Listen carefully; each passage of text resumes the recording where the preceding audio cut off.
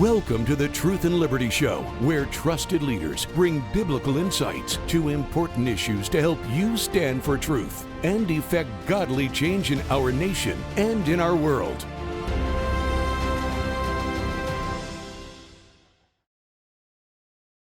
Hey everybody, welcome to the Truth and Liberty Show. Thanks for tuning in today. I'm Richard Harris, your host. And today we're going to be talking about a subject that is in the news just about every day right now, and it's the subject of illegal immigration.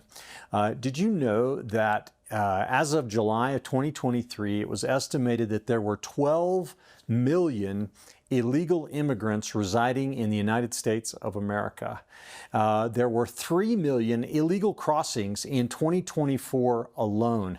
That's approximately 200,000 illegals per month coming over our borders. And, the Biden administration, before the current president, Joe Biden, released into the United States more than 5.6 million illegal aliens, illegal immigrants, and another 1.9 million gotaways. Those are people who come into the country and evade detection, evade actual stoppage by Border Patrol. So we've got millions of people coming into America, being willfully allowed in under the previous administration. He allowed an average, Joe Biden did, of 4,800 illegal crossings per day, 4,800 people per day coming into America illegally. You know, when the issue was raised during the last presidential campaign and even beyond that, or before that, the Biden-Harris administration said, well, we have this problem because we need to overhaul our laws. We need to overhaul our immigration laws. They would claim the immigration system is broken. But you know, the truth is that they could have stopped this situation easily if they'd wanted to. The laws to stop it were already in place. They refused to stop it. They refused to enforce those laws. They willfully refused to enforce America's immigration laws. First, they refused to fund the border wall. In the Trump administration, the first Trump administration, 2016 to 2020, America had gone a long way to build a wall at the southern border to stop this flood of illegal immigration. Biden not only stopped the building of it, stopped the funding of it, he even tried to sell the parts and the equipment for a fraction of their value that had already been put in place and ready to be erected. They refused to allow the Border Patrol to detain or arrest illegals. Remember the catch and release program started under Barack Obama? Well, they backed that. Oh yeah, we'll stop you, but then we'll turn you loose into America. You know, on the other hand, look at Donald Trump. Here we are just a little over 100 days in office. Even within the first few weeks of being in office, Trump reduced the flow of illegals into this country almost to a trickle.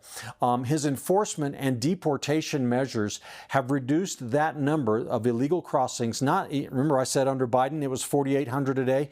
Now in the month of April 2025, it's down to 279. 279 across the entire border of the United States, people per day. 279 are crossing into America illegally every day. That's a 94% reduction. It's actually the lowest level ever recorded. And the number of gotaways, remember these are the people that sneak in and are not even detained, is down by 99.9%. And all this comes just from enforcing the law and also letting everybody know and actually beginning to deport illegal aliens. You see, illegal immigrants have stopped coming into America for the most part. So let's stop for a second here and ask ourselves, why do we need immigration control? First and foremost, borders are necessary for nationhood. If you don't have borders, you're really not a nation. The Bible says this in Acts 17:26. That God hath made of one blood all nations of men for to dwell on the face of the earth, and hath determined the times before appointed and the bounds of their habitation. So God in His power has ordained what the boundaries of nations would be. Now, God gives people the ability and the power to establish those boundaries, but it goes without saying that you have to have a boundary. You have to have a border, or else you're not a nation. Allowing an open border creates risks and problems for a country that ought to be intolerable. First and foremost, you have military and foreign intelligence threats. If we open our borders, which we did under the Biden administration, we allow all kinds of people to come into America, and we don't even know who they are.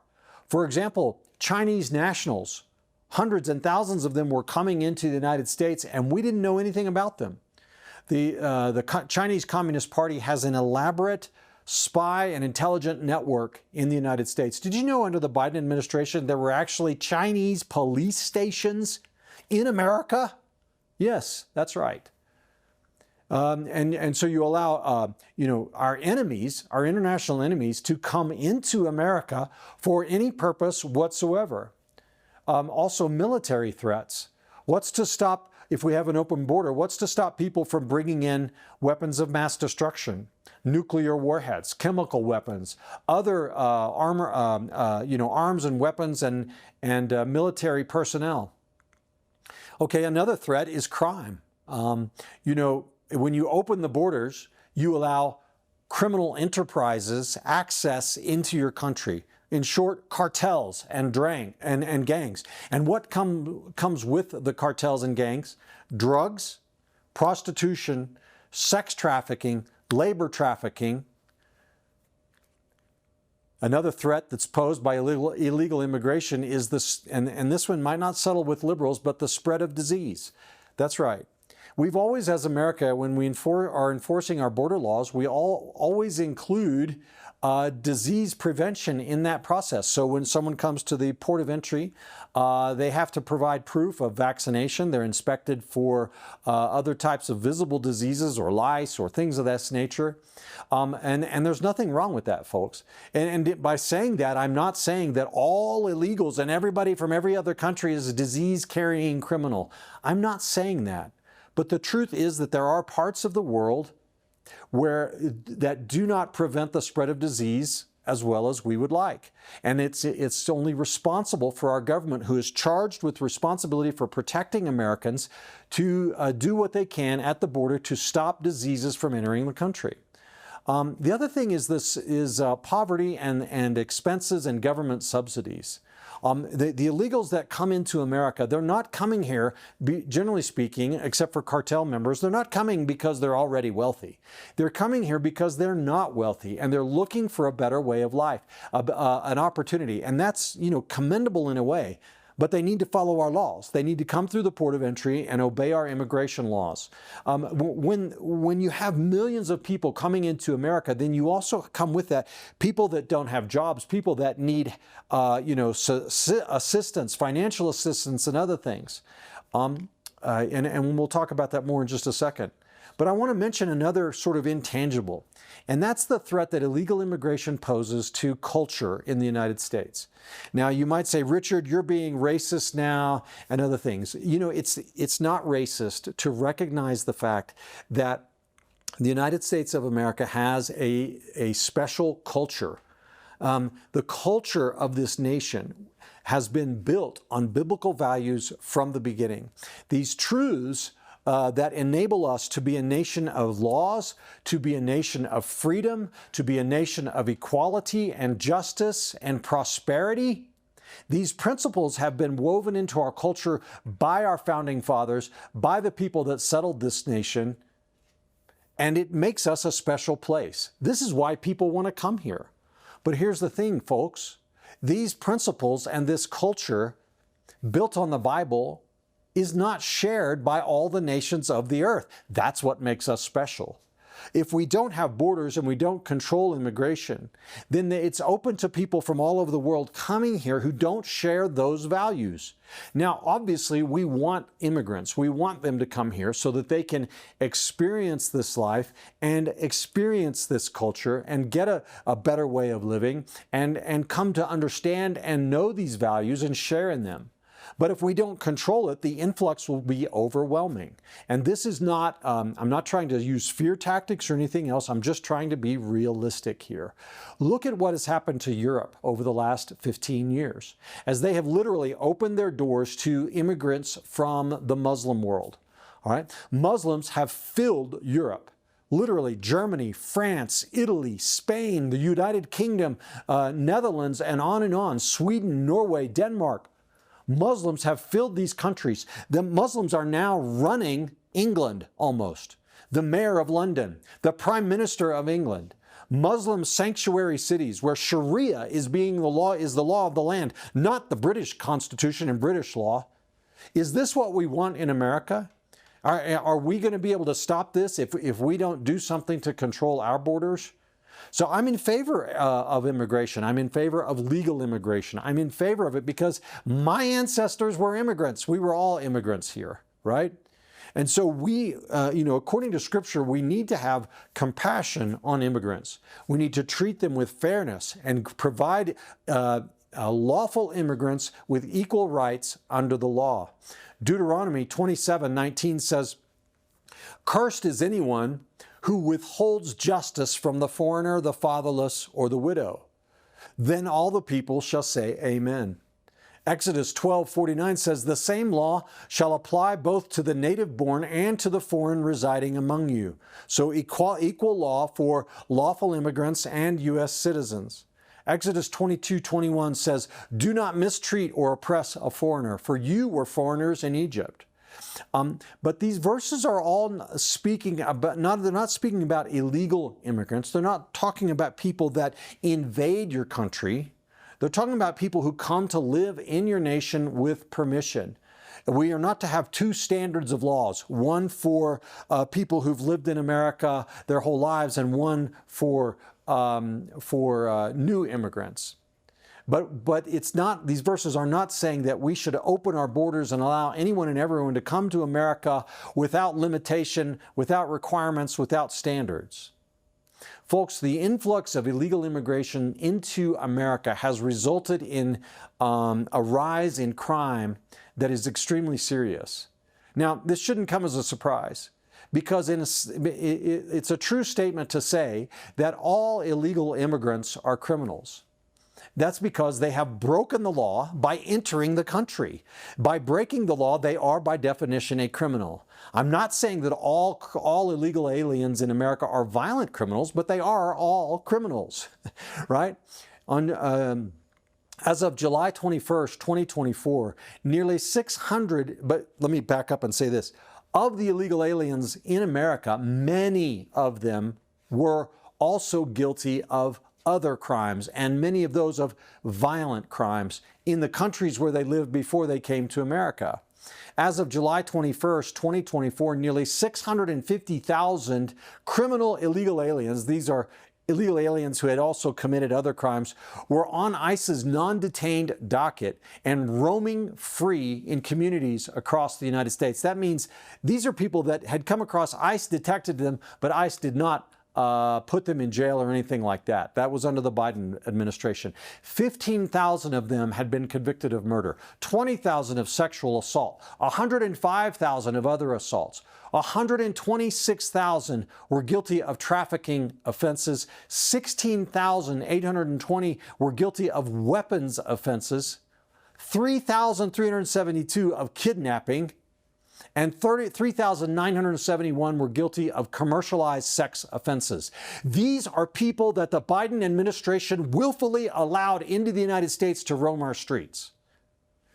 The Department of Homeland Security law enforcement has been directed, had been under Biden, to mass release illegal aliens whom they knew had criminal convictions or were facing charges for serious crimes in their native country. So the other cost that we're paying is economic. Almost 60% of illegals use one or more welfare programs in the United States. We had spent, and we're spending $150 billion every year to support illegal aliens in this country. Government benefits cost the average, to illegals, cost the average taxpayer $1,156. The average taxpayer is shelling out $1,100 for illegal aliens. For every child of illegal immigrants in America, it costs taxpayers $8,776, and there are 6 million children of illegal immigrants living in the United States. Now, President Trump is clamping down on this, carrying out on a large-scale deportation efforts and securing the southern border. And don't be deceived.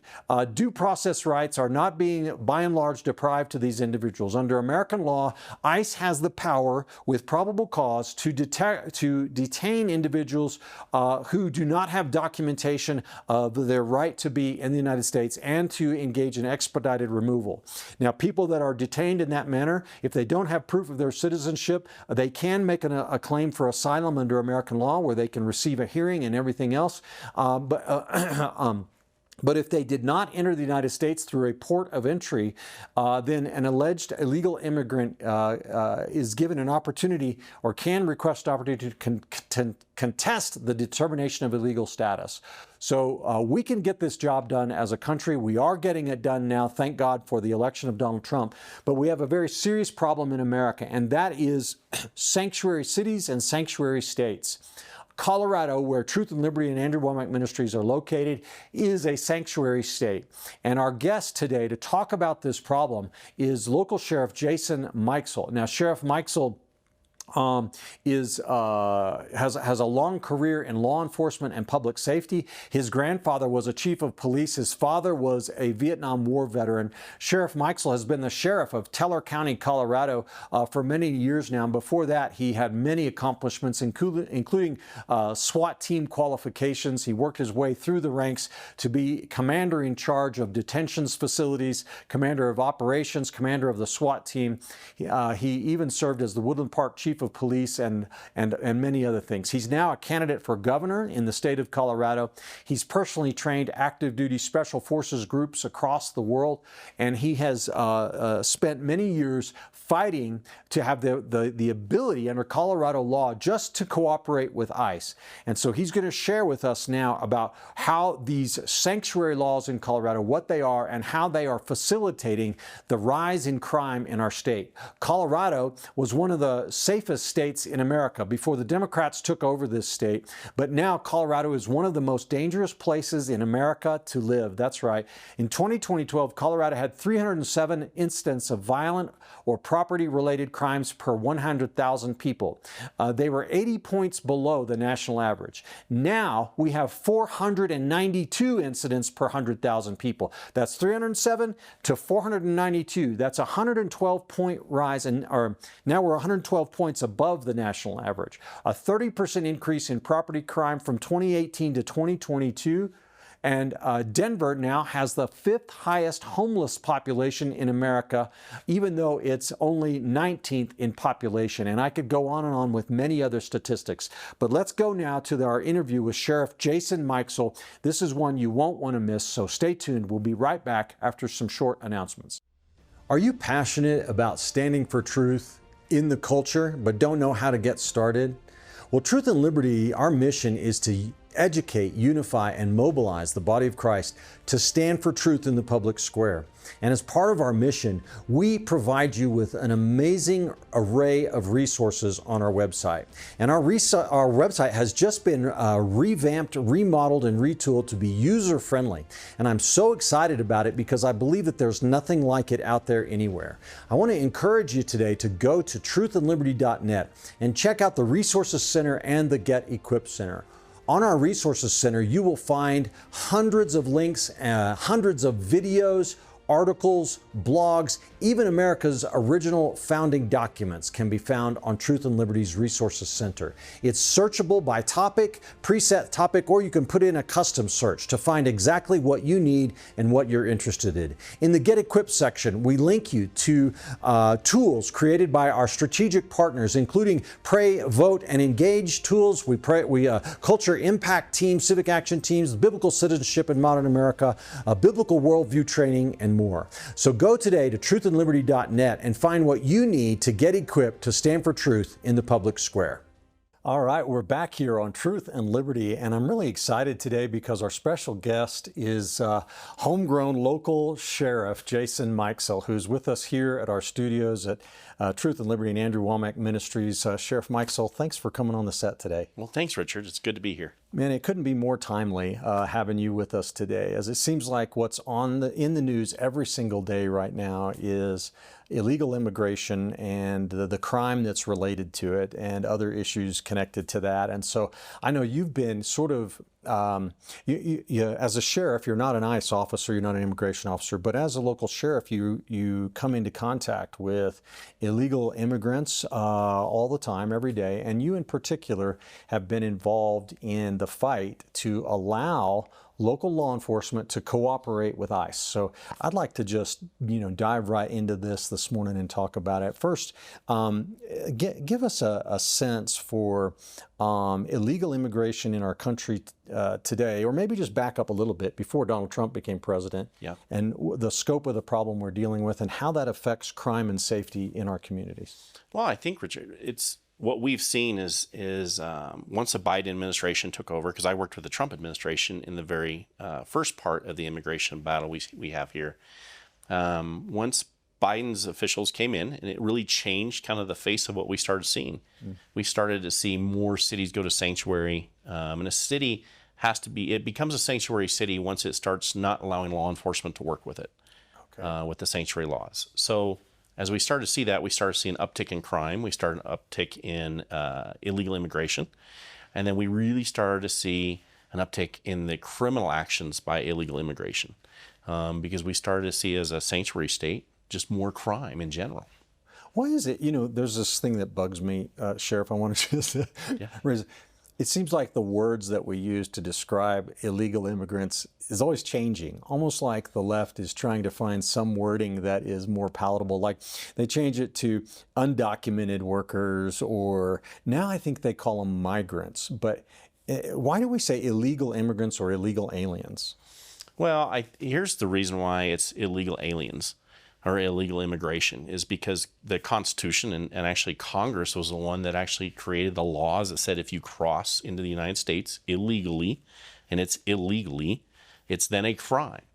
Now, the immigration process is civil because you're dealing with another country's people. So it has to be civil in nature on the civil immigration process for removal. So I think that's kind of where people get misconstrued, misunderstanding that it's a civil process. It's really not. It's actually, you come into the United States without proper documentation, without proper going through the needs of getting visas and things. It's illegal. Right. So by coming into the country illegally, they are automatically, and I'm not trying to disparage an entire people group, but I'm trying to be accurate. They are already criminals, right? Yeah, they are. And, during the Biden administration, though, they just kind of opened the doors and the windows and said, just come through. Right. And when that happened, we were given amnesty to folks. We were doing different things to create a version of being legal, even though they were undocumented, the got-away issues, all those types of things that were occurring. And really, those folks are going through processes now, right? They have the ability to go through processes.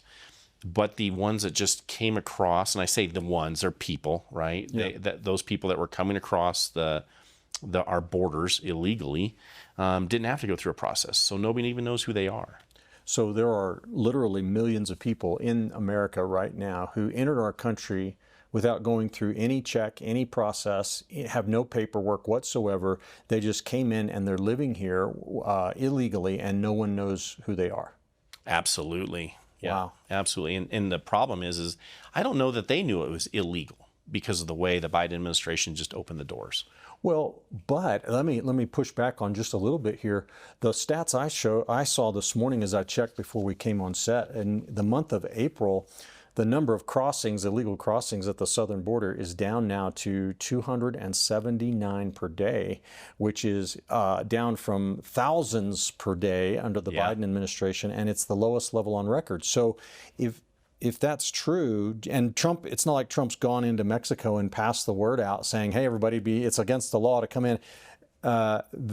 Somehow they know that because they are stopping, they're not crossing the border anymore, so somehow they know that America is now serious about their immigration laws. Is that fair to say? No, that is. So the Trump administration, they actually did go to the foreign countries and say, quit sending people here, or there will be trade issues. Yeah. Now, he did that under his first term, when that was why we had a drastic drop also. Okay. And then once the Biden administration came in, all those deals stopped. Yeah. Right? And then that's why when we opened the doors and started allowing people in. Yeah.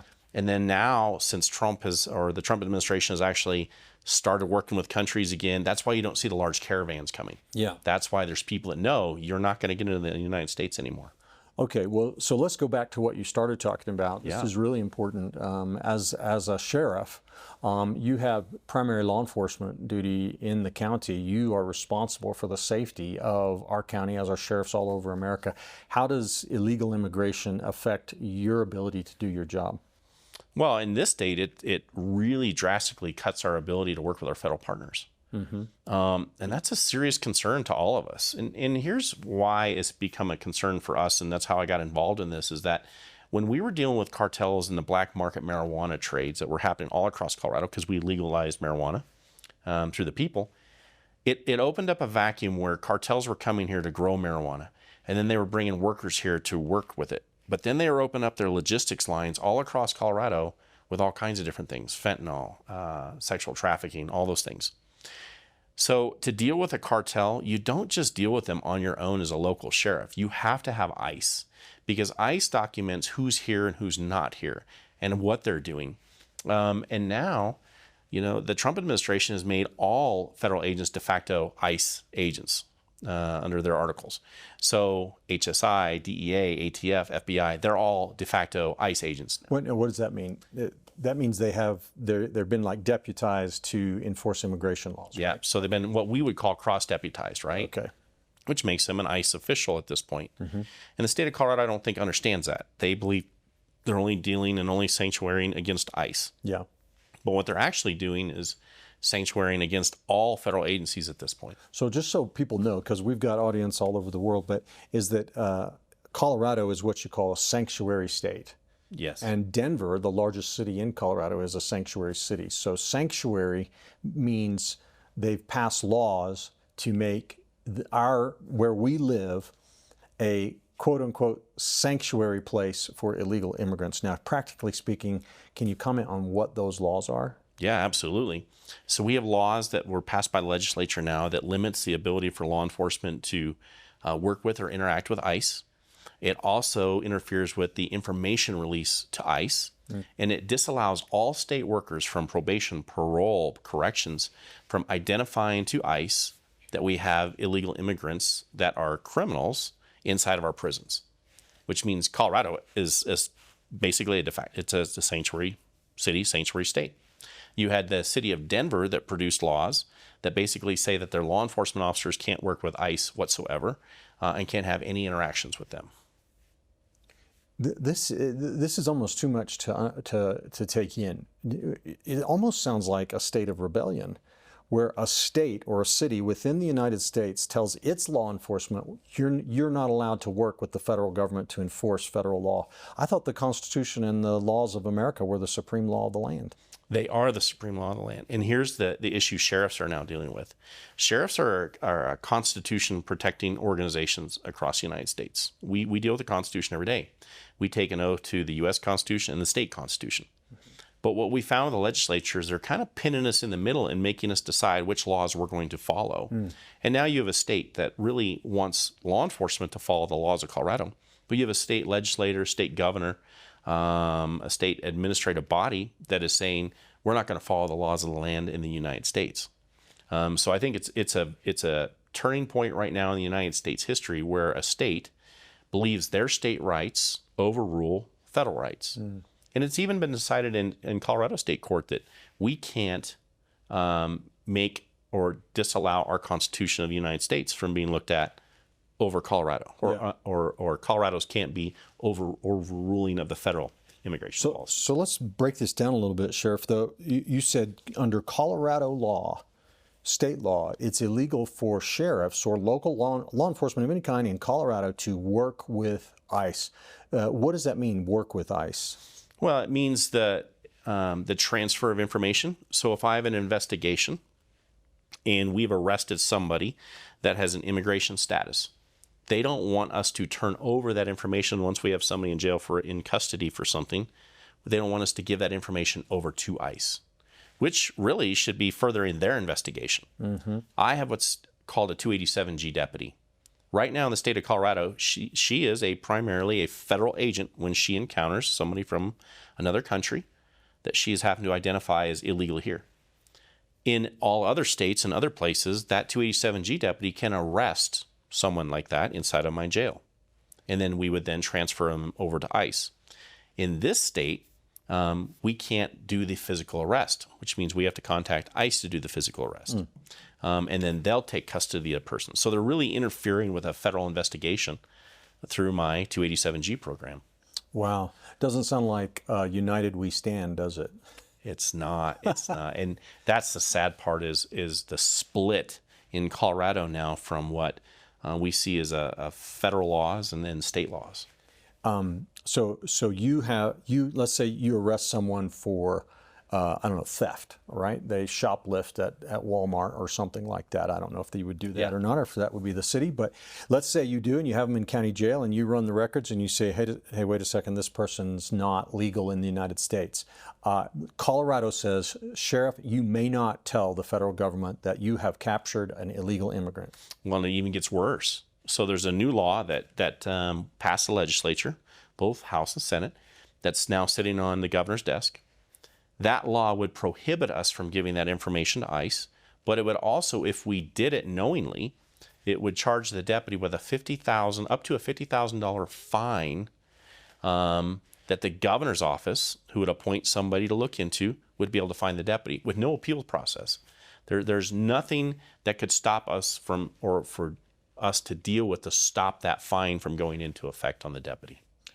The Colorado legislature, let's be clear here, the Colorado legislature just passed a bill that would fine our law enforcement officers up to $50,000 for providing information to ICE about an illegal immigrant that they have in custody? Yes, and it's actually called HB 225-276. Wow. Now, it hasn't been signed yet, so it's on the governor's desk. By the time this show airs, though, he will probably have made a decision about that, I suspect. My hope is he will have made a decision. Yeah. Because he could just let it go and it goes into effect within 30 days after the session, or he would. The only way to stop the bill is for him to veto it. Yeah. And look, we've watched this governor be wishy-washy on a lot of things, and you have such failed leadership at that level that I'm not so certain that he wouldn't sign it. So, okay, so local law enforcement in Colorado, thou shalt not communicate or cooperate with immigration officials in the federal government, but then you also, this information sharing, is there anything else about that you haven't pointed out yet you want to share on that? I think, that information sharing across the board also has to deal with the state too, from Department of Corrections like we talked about. Yeah. But those fines would actually hit them as well. Wow. So really, what they've created is a way to go after and stop any information release. Okay. It also gives the ACLU an upper hand in being able to go after us civilly. Well, and you've been involved in several lawsuits against the ACLU. What have those been about? Those have all been about information release. Those have all been about assisting the federal agencies, especially ICE, with the arrest of criminals, illegals. Mm-hmm. Because what we found was that our laws are shielding not good working class people that have come here or from other countries. It really it gives a sanctuary process to criminals, because it's really talking about prisons. It's really talking about probation, parole, local jails. That's what the sanctuary is about. Those laws have really created and allowed underground syndicates, which like cartels, to just grow like wildfire in Colorado. So Colorado, before I go there, let's talk about this. You mentioned parole and probation as well. Yeah. Can you comment on that? What's Colorado doing there to favor illegal immigrants? Well, I can tell you a story. Okay. We had a man that was, we found some burglaries that had occurred within the county. We ended up chasing this person throughout our community for 2 days while he committed other burglaries, stealing guns, stealing all kinds of stuff from people's homes. When we finally arrest him, we start looking at what he's done in the past, and we find out that he's been convicted 6 years prior in the state of Colorado in the Denver area for burglaries. He was put on parole and released immediately. He then goes to another county. He gets picked up for doing more burglaries, and then convicted again. He's still on parole. They never put him back into prison for his crimes. They then release him again after that. He comes to our county. He commits more burglaries, and this is a 6-year time span of crime. Comes into our county, commits multiple burglaries throughout Teller County, and then we arrest him. He goes into our facility. Our 287G identifies that this person's here illegally in the United States. First time he's ever actually been identified as somebody that is here illegally committing criminal acts. We notify ICE because that's our program for the 287G, and the person now is in ICE custody and will not be released, even though Department of Corrections is releasing them. So we have a serial burglar who's an illegal immigrant who's already been arrested and convicted twice in Colorado, commits multiple burglaries in your county, and you're not allowed under state law to notify ICE so they can come and get this guy and get him out of our country? Absolutely. If I hadn't had my 287G program and fought for that so hard, he would have been released again to commit more burglaries in Colorado. Or other states. Now so your 287 officer, deputy, all of that, is that legal under Colorado? Are you fighting for that, or what's the deal? Because I thought that you weren't allowed to communicate with ICE. So. Well, I think right now I'm the only one that is. In the entire state? In the entire state. Because I have the smallest county in Colorado. One of, yes. Highest density population, one of, but we're actually a smaller community than a lot of the bigger counties, yeah. Wow, sorry to interrupt you, but that's amazing. Because you had said in your story that your jail was the first place to identify him as an illegal immigrant. Yeah. So, all right. Well, this is obviously a crazy and broken system.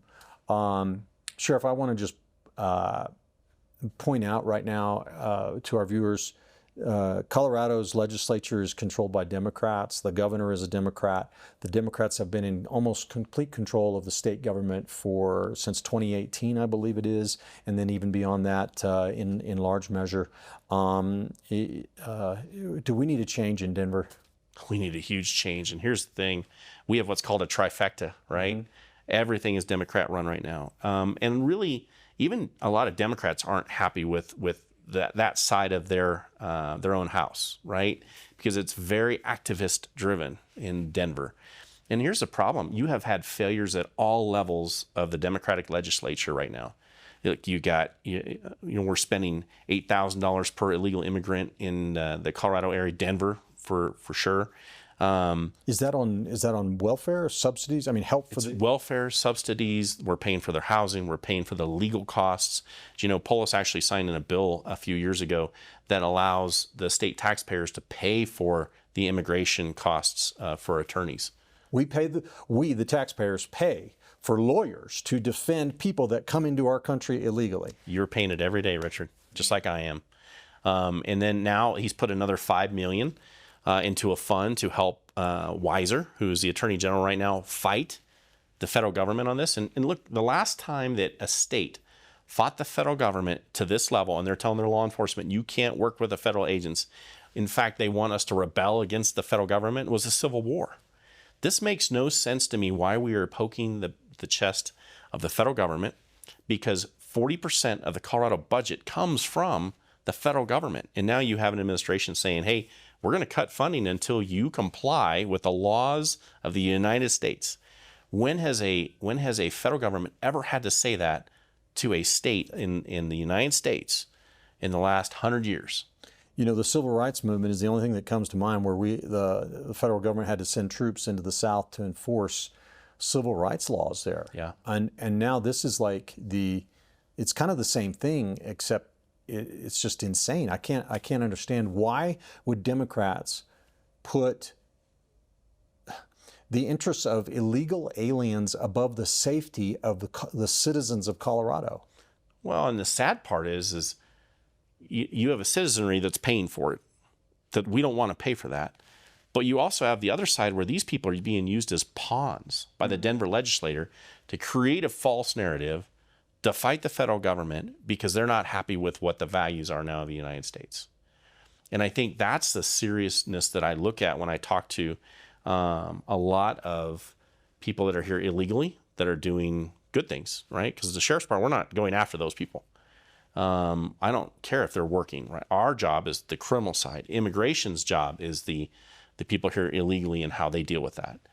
But what the interesting piece is that they're not happy either, because they're being used as pawns by the state of Colorado to send people into their communities, because they could just do it in my jail and nobody would even know the difference, right? Yeah. With criminals. But instead, we're releasing sanctuary, we're putting an umbrella over criminals, pushing them back out in the community, and then making ICE go into communities where it's super dangerous for citizens, other community members. And not only that, we're allowing a sex offender that we released from a jail to be pushed right back into that community to reoffend in the same community that they were arrested in. And that's happening all over Colorado. Okay, so let's make sure people understand this. You arrest someone for whatever the charge might be, and then they're released on bail. So you even know, because you've got a 287, you know they're illegal immigrants. Yeah. But you're not allowed to tell ICE, so ICE can't come to your jail and pick them up on the immigration issue and detain them. And so they are out in the community. Now ICE, to arrest and detain illegal immigrants, they have to send their officers out into our community. Is that what you're saying? That's exactly what I'm saying. And what does that mean for safety and the well-being of our citizens? Well, think of it this way.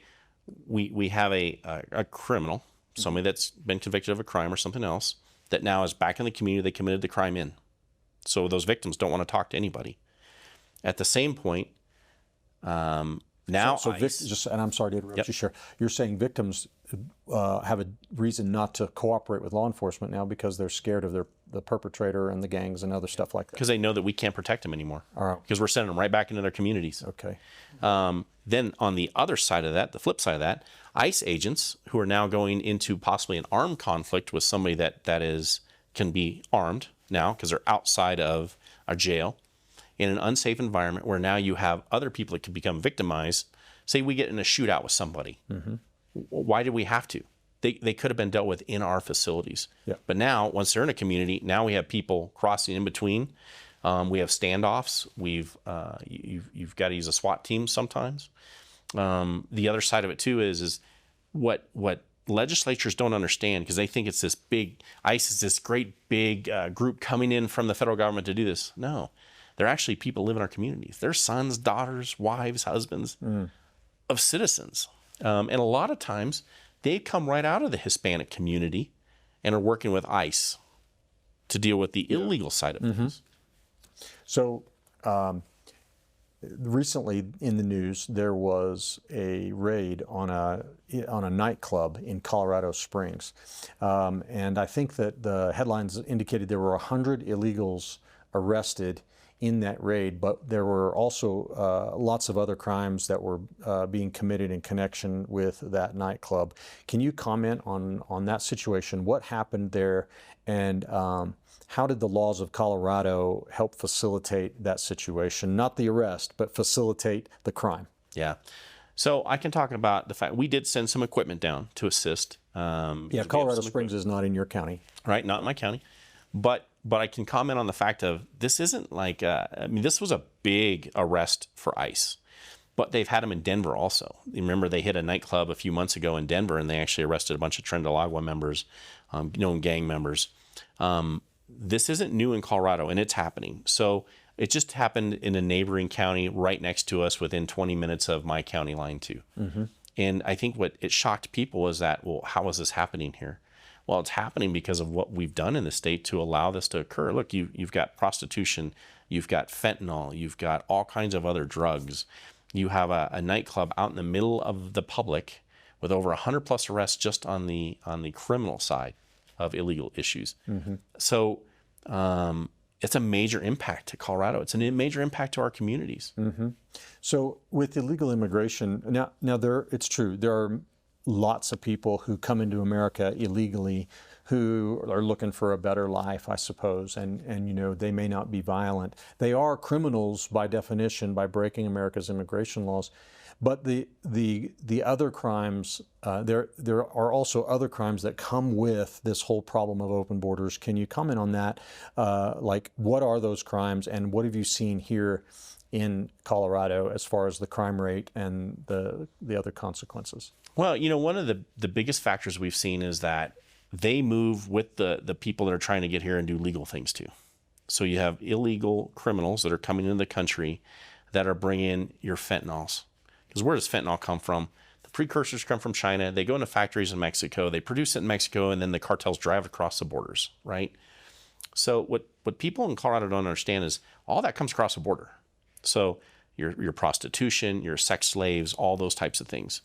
So when you have people coming across, the undercurrent is when you're in a community and you hear that there's fentanyl in the community, right? Because we find fentanyl in everything now. Marijuana is laced with it. We're seeing it laced in methamphetamines, cocaine, all the different types of drugs people have been using has a fentanyl precursor in it. That's because it's cheaper and they're bringing it from Mexico straight. That means you have cartel within your area, right? So I don't care what rural community you live in Colorado, you have cartel, right? You have all kinds of issues. Colorado is becoming one of the most, or is the most aggressive state in the nation now on gun laws.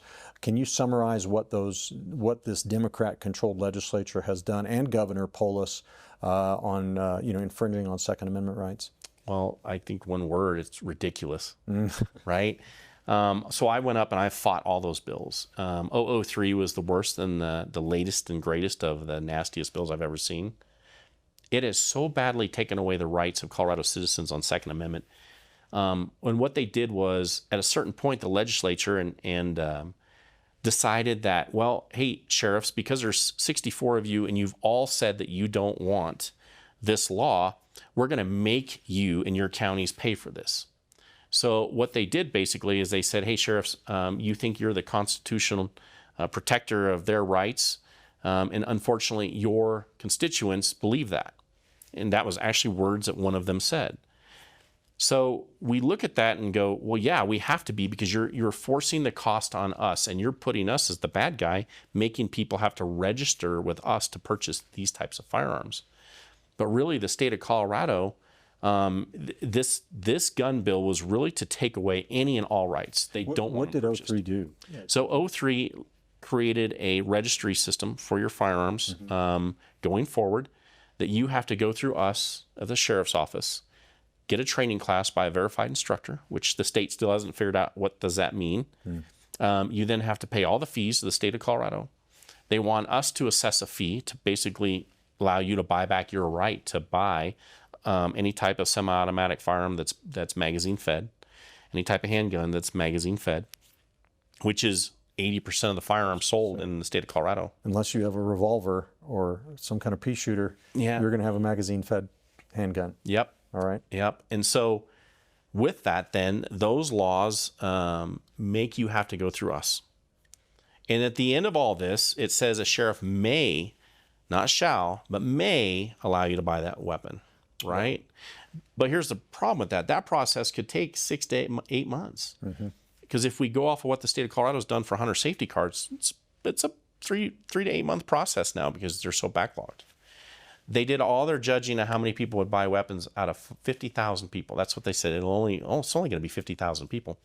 The state of Colorado last year sold 487,000 weapons, right? Wow. We are actually one of the largest gun manufacturing capabilities in the United States. After this bill passes, we're going to lose all the mom and pop gun stores. They're not going to be able to make it, because we don't know when they're going to be able to purchase or sell firearms. The secondary piece to that is what happens to our gun manufacturers in Colorado? Because we increased a gun law that now taxes at a 6.8%, I believe, tax on top of all gun sales, all ammunition sales, all powder sales, all the components. And it's specific to those items. So really what's happening is they're trying to really push out any and all firearm sales in the state of Colorado. Well, and the Democrats have been pushing in Colorado for gun control, stricter gun control laws, and all these impediments to owning guns for quite a while. Have all these efforts helped reduce crime in the state? No, in fact, we've increased. Look, before 8 years ago, we had some of the most lax gun laws in the United States, and it was a much safer Colorado. We've increased all the gun laws. We've decreased all crimes throughout Colorado. And now, all of a sudden, we're gonna say it's all guns' faults. We've decreased all crimes. Did you just say that? What does that mean? Well, we've taken crimes that were, say, a class 4 felony, and we've reduced them to a misdemeanor. Say it's how much cocaine you have on you, how much methamphetamine's on you, or now we've taken certain crimes and we've reduced them from a felony offense to a lower even misdemeanor, and some misdemeanors all the way down to just a ticket.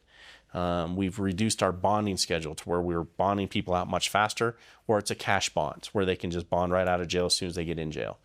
So all those factors have increased crime because nobody feels like they're going to be held accountable for anything.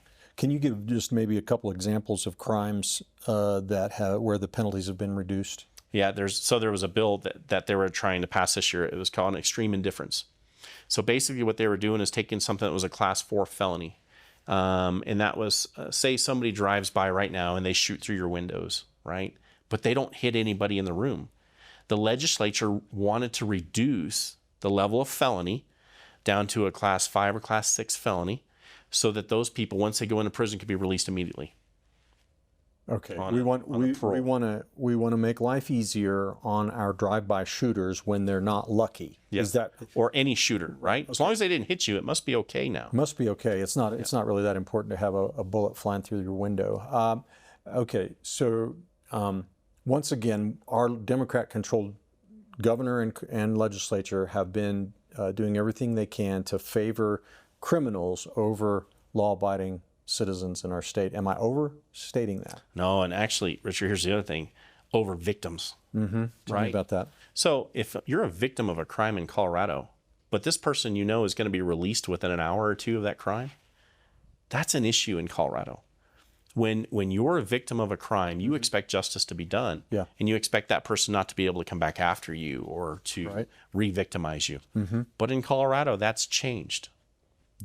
From what we used to 8 years ago protect victims, we're not protecting victims like we used to. We have a reduced law enforcement capacity because really it's hard to get people to want to do this business if they're going to face a $50,000 fine or have their government immunity taken away from them. Well, that's another thing, right? That happened a couple of years ago where they stripped our law enforcement officers of individual immunity, and they start requiring all these strict, body cam and all these excessive paperwork requirements and all this other stuff. But I'm sorry to interrupt you. Go ahead. No, so that's the holistic thing that's happening to law enforcement, right? So when a victim, you have a perpetrator of a crime, say it's a menacing or something else being released from jail very quickly, does the victim really see any safety over that? Mm-hmm. We're not allowing victims to have rights anymore when it comes to when you go to court and they have a reduced sentence, because we're reducing the laws of the land that deals with this. That to me is just sickening. So, Sheriff, you're actually running for governor, am I right? And so I want to broaden this out, this whole subject of illegal immigration, just a little bit. And it's not just the law enforcement side of sanctuary state. Here's some things that my research has shown. Colorado, of course, allows illegals to have driver's licenses, allows unemployment benefits for illegal immigrants.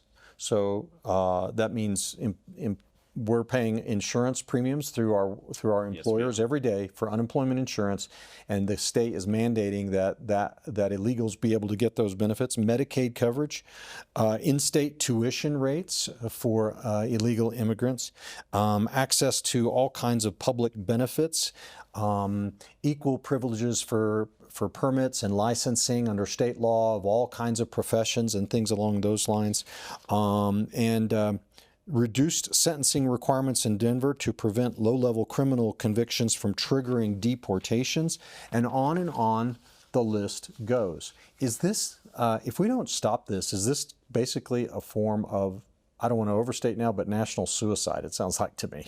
I mean, what are we doing? Well, I mean, it's such a burden on taxpayers. I don't know where we go, right? They're trying to get rid of the TABOR laws, Right. to be able to increase the state budget, but that's on our backs as taxpayers. And here's the problem, too, with the tuition costs. It's not just tuition. What they're doing is in Colorado, we've always done that, but you used to have to identify that you were here legally by a form, and you had to turn that in with your information that you wanted to go to college here in Colorado, so you'd receive tuition. What they're doing is saying, you no longer have to fill out the form. We don't want to know if you're here illegally, so it doesn't matter to us, and you'll get your tuition.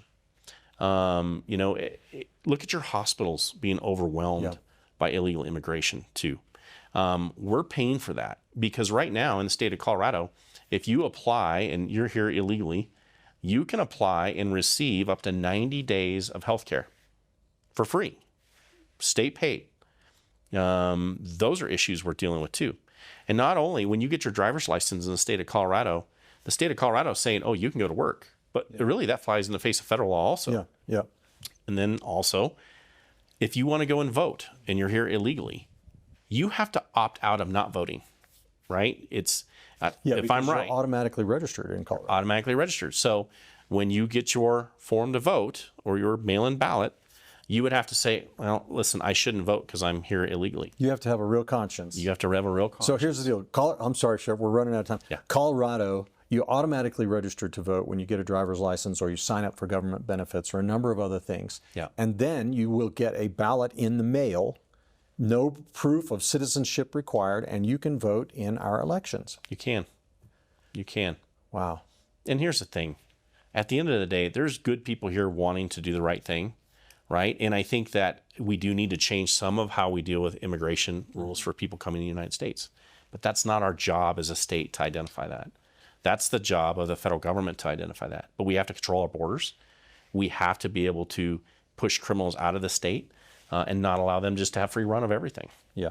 But we are one country, aren't we? We are one country. And as a part of the United States, Colorado should cooperate with our federal government and our laws, right? Absolutely. How do you not be legal in the United States? Yeah. The rule of law is important to any prosperous society, isn't it? Well, we're seeing that. Look, Colorado, because we're not following that, we're $1.3 billion behind. We're not being prosperous in this country. Yeah. And the thing is, we didn't have that before, so we could get it back. Yeah. Well, it's been great having you on the show today, Sheriff Mikesell, and appreciate you coming in. Encourage you guys to check out. Do you have a website you'd like to share or anything? I do. It's Mikesell, 4gov.com. All right, fantastic. And you can find us there. But thank you so much, Richard, for having me. Yeah, absolutely. Well, folks, I wanted to remind you guys about our free giveaway today. It's my booklet called The Calling to Manhood. And in this book, I talk about how God has a unique calling for every man. You know, in our culture today, we're telling men they need to be more like women, and women they need to be more like men. But the fact is, God made us male and female, and He did it for a purpose. Men are designed to lead, they're designed to fight, and they're designed to work. So I encourage you to pick this up today for free at no cost. Just go to truthandlibertygtn.com and you can get a copy of this for free today. So thanks again for watching, and be sure to tune in next time here on Truth and Liberty to get educated, inspired, and motivated to stand for truth in the public square. And also, if you're not a subscriber, I want to encourage you to do that today. Go to our website at truthandliberty.net. Share your email address with us, and you'll begin receiving all sorts of helpful and useful information. And we appreciate you watching today. We'll see you again next time.